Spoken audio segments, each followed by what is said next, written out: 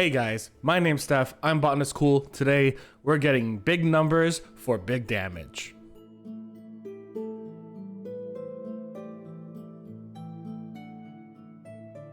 As always, a huge thank you for all of your support for my Quest Helper content. For the people who just came in for the first time, Quest Helper is a series all about the creativity, positivity, and the mechanics of D&D in a way that's hopefully accessible to everyone from new players to veterans alike. And if that sounds really cool to you, hit that subscribe button, the like button, leave a comment, notification bell, all that yada yada yada, and let's get on with today's subject. Now I'm gonna keep it straight with you guys. I typically play support roles and utility roles. I very rarely ever do DPS. In fact, I love bringing the heals to the party. I love bringing the sideline kind of history checks and the investigation stuff. That's my favorite thing to do in D&D and most RPGs in general. So I'm gonna be honest, DPS isn't my strong suit. That being said, I'm gonna go over a few builds that I am aware of and that are pretty easy and accessible for all individuals, including newcomers, because a lot of those are kind of basic player's handbook kind of builds that are just really strong and really good to do those big damage numbers.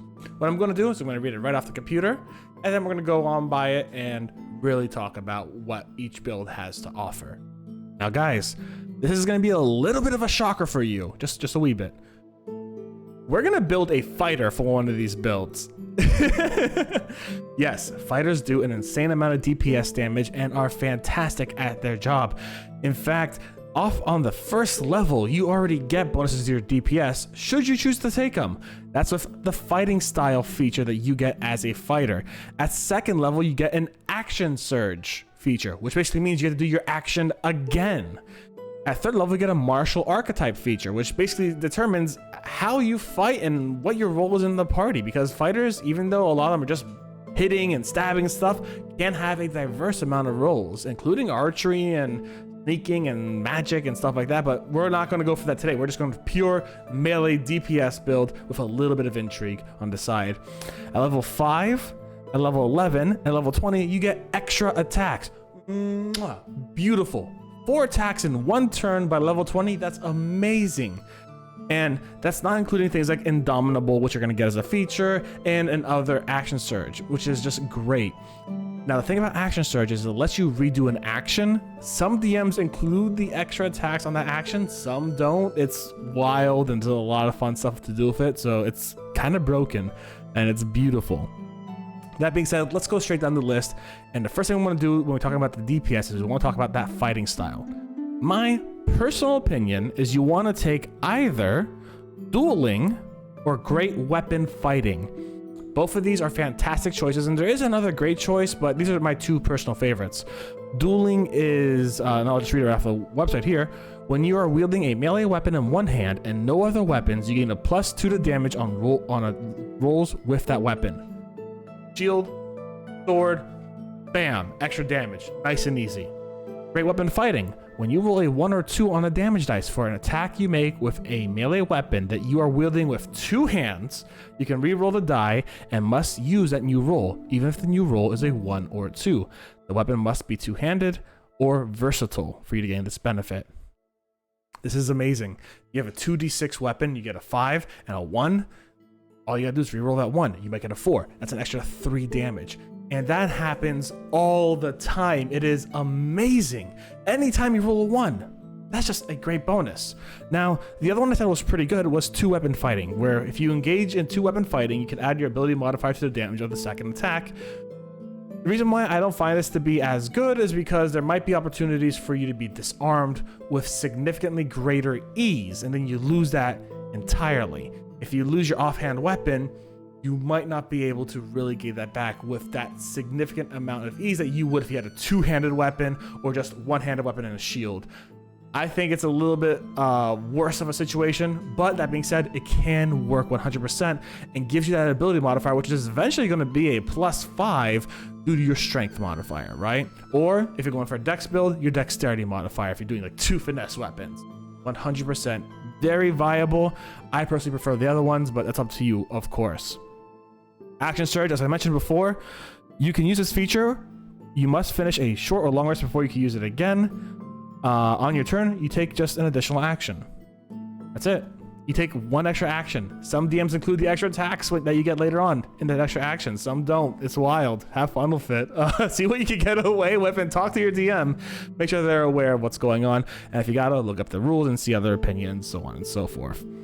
Now, the martial archetype is where we're gonna have a lot of fun here, right? The martial archetype I've chosen for this specific build is going to be Battle Master. I like Battle Master a lot because it allows you to think really strategically and gives you these things called maneuvers and superiority dice.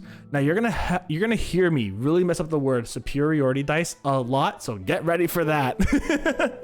But starting at level 3, you do get 4 superiority dice, which are at a D8, and you get maneuvers.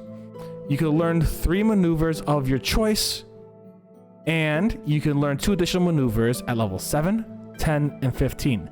These maneuvers are all fantastic. Some of them include, very simply, pushing your opponent away. Some of them include tripping your opponent. Some of them include actually disarming your opponent. There's a lot of really cool maneuvers out there that you can utilize to your advantage. Here are some of the maneuvers I'm going to personally recommend you take if you want to do those big DPS numbers. First and foremost, you want to take Brace. When a creature you see moves into the reach you have with your melee weapon you're wielding, you can use your reaction to spend 1 superiority die and make 1 attack against the creature with that weapon. If the attack hits, add a superiority die to the weapon's damage roll. This is great. First and foremost, let's say you have a polearm, you have a spear, 1d10 spear, right? You're facing down an opponent, you roll, hit the guy, you roll 1, bam, 2 great weapon fighting comes into effect. You can re-roll that, maybe you get 8 after that, right?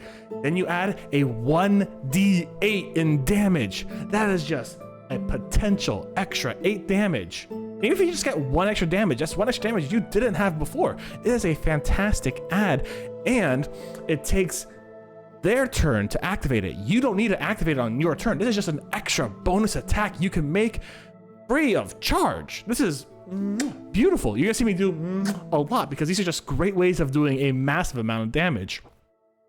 Another one's called Commander Strike. This one is fantastic. When you take the attack action on your turn, you can forego 1 of your attacks and use a bonus action to direct 1 of your companions to strike. When you do so, choose a friendly creature you can see or you could hear and expend 1 superiority dice. The creature can immediately use its reaction to make 1 weapon attack, adding superiority dice to the attack's damage roll. The thing I didn't mention before was your superiority dice get stronger. It starts at a D8, then it goes to a D10, then a D12. Now imagine you're at level 20, you have 4 total attacks. Your normal one, your extra attack 1, your extra attack 2, and your extra attack 3. You attack 3 times on a big old nasty dragon, right? Your companion is flanking the dragon on the other side, and he's a big old, really tough barbarian who has a D12 plus whatever magic battle axe, right? You can say, hey, attack him, and you roll your D12 bonus superiority dice to add to their damage. And they just do a massive amount of damage with a free attack from a weapon stronger than the weapon you have. That's awesome. You could have dueling at this point, do your extra damage, and get someone else with a massive amount of strength on that side to do amazing damage with a stronger weapon. This really helps you out and lets you really work together with your teammates in a better way. Here's another one that works really well. Riposte. When a creature misses you with a melee attack, you can use your reaction to expend 1 superiority dice to make a melee attack against the creature. If you hit, you add a superiority dice to the attack's damage roll. Straight up, they hit you, they miss, you get back right at them. You give them a good old stab in the gut, you know, nice and easy. It's an Uno reverse card. It is beautiful. Use it.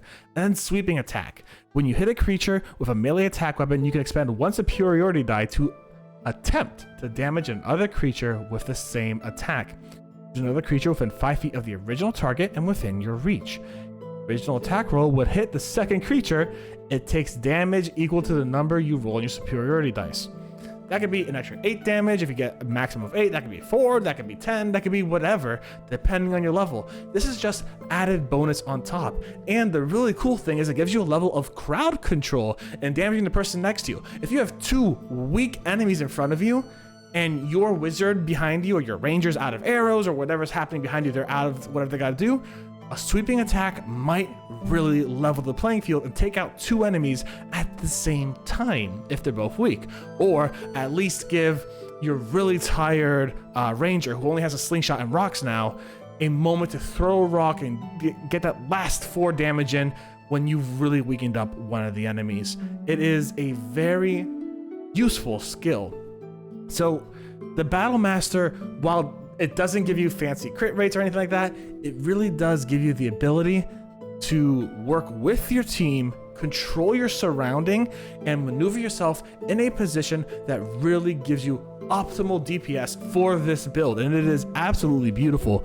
There are other things, because you will be able to get more maneuvers than just the ones I listed, such as menacing attack, grappling strike, goading attack, fainting attack, distracting strike that will help you do other things. Disarming attack, you want to disarm the enemy, you could disarm the enemy, and that will give you bonuses like advantage rolls and stuff like that, up to the DM's discretion or up to the rules discretion. So there's a lot of things you could do as a battle master. There's a lot of utility you have, but there's also a lot of DPS depending on the weapon you choose, the magic bonuses given to the weapon, of course the amount of attacks you do, and whether or not you can be working with teammates with commanding strike, and so on and so forth. It's great. And even if you miss a strike, precision attack lets you precision attack. Don't even worry about like the worst amount of damage you could do is 0 by missing. Precision attack as a battle master lets you add your superiority dice to the attack roll. You roll an extra 8, you get 6, and that gets you +1 above the AC. You've already done an extra bit of damage. You've done more. You went from 0 to doing at bare minimum 1 plus your strength modifier. That's awesome. That is a great amount of damage, and if you really want to get some good damage on there and really get some well-rounded damage, use Battle Master Fighter. It's a fantastic build. I like it a lot, and it really is a build that lets you think strategically along the same lines of just going stab, stab, stab, if you really want to go that way. I've seen some crazy stuff in D&D. I played a bard as an example that literally insulted a guy to death over his Louis Vuitton suit. It was beautiful. That being said, in that same game, one of my friends played an assassin rogue. It's terrifying because they had claws and daggers. We'll get on to why it was so terrifying right now. Let's go. At first level, you get sneak attack. That's the whole basis of the rogue stick. It is sneak attack. Now, sneak attack can be triggered in multiple ways, not just by sneaking, but basically by getting an advantage. Or if you're a certain type of rogue, there might be other kinds of ways you could trigger it. But in general, if you have an advantage on a roll, sneak attack is applicable. Make sure to read the guide and read your archetype specifically to find out if there are any more or less conditions to be met, right? So you get your sneak attack, and at level 1, your sneak attack is a 1d6 bonus damage. So at level 1, you get your 1d4 dagger, your 1d6 sneak attack, and your dexterity modifier. You go up, you stab a goblin, you roll 1d4, you roll 1d6, and that's a maximum of 10 damage, minimum of 2 with your dexterity modifier. That is a beautiful amount of precision damage right there. At level 3, it goes up to 2d6. At level 5, 3d6. At level 7, 4d6. So on and so forth until level 19, where you get 10d6 sneak attack bonus on top of every sneak attack. It is glorious. It is amazing. That's 60 total damage. Your entire damage comes from the fact that you are sneaking around. Now, an assassin takes that and puts it up to 11, right? So obviously you're going to do things with your expertise skill. As an example, you're going to do things to make yourself stealthier, right? You're going to put more points into stealth, and you put more points into perception to know what's going on around you. A assassin, let me read this out to you. Starting at 3rd level, you are your deadliest when you get the drop on your enemies. You have advantage on attack rolls against any creature that hasn't taken a turn in combat yet. In addition, any hit you score against a creature that is surprised is a critical hit. A critical hit is when you take every single dice you roll and roll it again. But level 3, when you do a sneak attack on a goblin and you hit it, 1d4 for the dagger, 1d4 for the crit dagger, 2d6 for the sneak attack, 2d6 for the crit sneak attack, and then you add your dexterity modifier. At level 3, you have the max potential of doing 32 plus dexterity modifier damage, assuming you haven't poisoned the dagger. And assuming you're even using a dagger. You could use a short sword, or you could use a rapier. But if you really want to be sneaky and hide weapons, you're going to want to use a dagger, but you might use a rapier. 1d8 rapier. That's wild. You get a guaranteed critical hit. At level 3, anytime you hit a surprised creature, you could be sniping as an archer from 60 feet away. You have a longbow, and that will count as a sneak attack so long as you're hidden and they're unaware of you. That is a beautiful amount of damage. Do you have a secretly hidden hand crossbow? Pew! Bam! Done! Damage, sneak attack, bonus. You could use your extra moves to disengage and hide and all that stuff. You are golden. The amount of damage you're going to do, this means at level 19, every single surprise attack, you're doing 20d6 damage. At minimum. That's a lot of damage. This guy came in, when we were playing my game, he came in, did 90 damage to one of our enemies. Just one. Just immediately killed him. Just like, our ship was getting boarded off of a river. And he's just hiding behind like a log. And they go, hey, I'm gonna sneak attack. Like, wait, what? You're like, yeah, I've been hiding here. They're like, okay, let me roll perception. Okay, yeah, roll perception. No, didn't beat my sneak of 26. Okay, good. So you sneak attack him, roll your advantage, bam. Dude hits him, gets an automatic crit. It's wild. Did over 90 damage in one attack. Oh, God. But you are kind of a one-shot pony with this. You are a one-trick pony. You don't have a lot of things to do other than that. Like, you have your skills and stealth and recon and stuff like that, but like, you kind of are a one-trick pony. You sneak up on people, you attack them. The moment you're in a fair fight, you're at an extreme disadvantage. You have a dagger, you have a sword, it's 1d4, 1d6, no sneak attack. You're kind of done. But with a lot of your bonus actions, from cunning action as an example, you could disengage and hide and what have you. So you have a lot of opportunity to do massive amounts of damage with really minimal contact with the enemy. So if you want to do a massive amount of damage, I highly suggest looking at Assassin Rogue. It is wild and fun, extremely conditional on that surprise attack, but you can do a massive amount of damage, and there's probably more you can add in on that with feats, with your bonuses to your ability scores and all that good stuff. It's wild. It's absolutely wild. Okay, I actually had to delete the last 2 takes because I started laughing at the wicked stuff you can do with the rogue, and just imagining a battle master knocking enemies prone while the rogue is doing sneak attacks, and it was just wow. I just went on a big rant of how you could really make these 2 classes work really well together for just major DPS. Tripping attack, disarming strike, you just keep surprising people from behind them and keep flanking them. It's wild. Have fun with that. Enjoy yourself with these beautiful classes. They're both great for their own reasons, and they both do massive amounts of damage. Obviously, the fighter has a wider range of weapons to use and a beautiful amount of magical items and enchantments they can use with that, while the rogue has to be sneakier and relies more on that sneak attack, but at the same time can still get magical weapons and so on and so forth. Anyways, oh boy, I just love these classes. They're such memes. They're so great.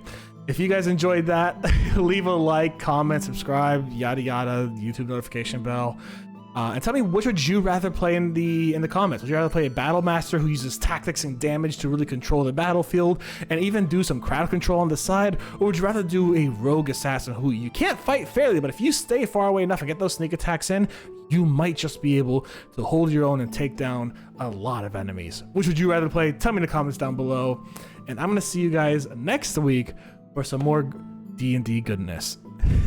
Stay safe and stay Botanist Cool. Bye, everyone.